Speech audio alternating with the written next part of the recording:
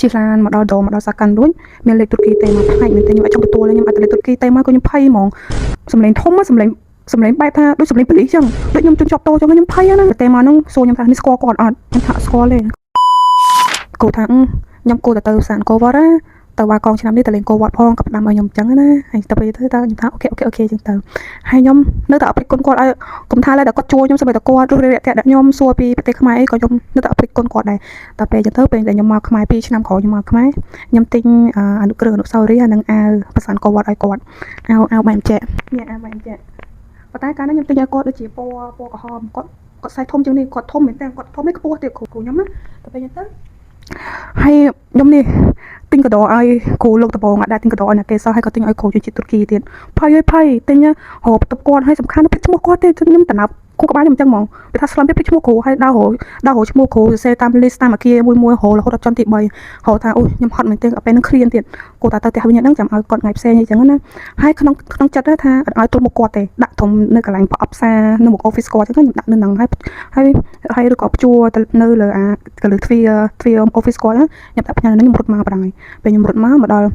ជាឡានមកដល់ដងមកដល់សាកាន់រួចមានលេខទូរគីទេមកផ្នែកមែនទេខ្ញុំអាចចង់ទទួលខ្ញុំអត់លេខទូរគីទេមកក៏ខ្ញុំភ័យហ្មងហើយគាត់ទេមកគាត់ឲ្យសាឡាមធម្មតាហើយសំឡេងលក្ខណៈសំឡេងធំសំឡេងបែបថាដូចសំឡេងប៉ូលីសចឹងដូចខ្ញុំជន់ជាប់តោចឹងខ្ញុំភ័យណាតែពេលទៅ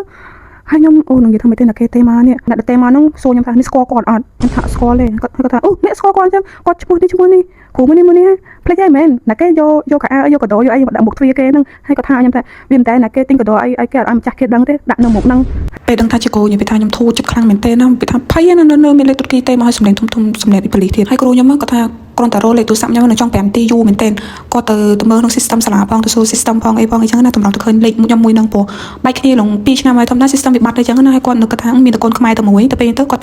ជាយាមរកលេខទូរស័ព្ទខ្ញុំមិនអីរកទៅឃើញហើយទេមកខ្ញុំមកហ្មងហើយខ្ញុំឡើងភ័យផងរំភើបផងកាលហ្នឹងហើយខ្ញុំថាខ្ញុំចង់ surprise តាហើយគាត់ថាចាហើយមិនក៏អត់ចង់ជុកមុខគាត់អញ្ចឹងហើយក៏បានផឹកទឹកតែមួយគ្នាដែរគ្រូគាត់ថាឲ្យខ្ញុំអញ្ចឹងណាហើយគាត់ថាតទៀតថាគាត់ទៅចោះទៅញ៉ាំបាយនៅក្រុមតែ5នាទីសោះអត់បានជុក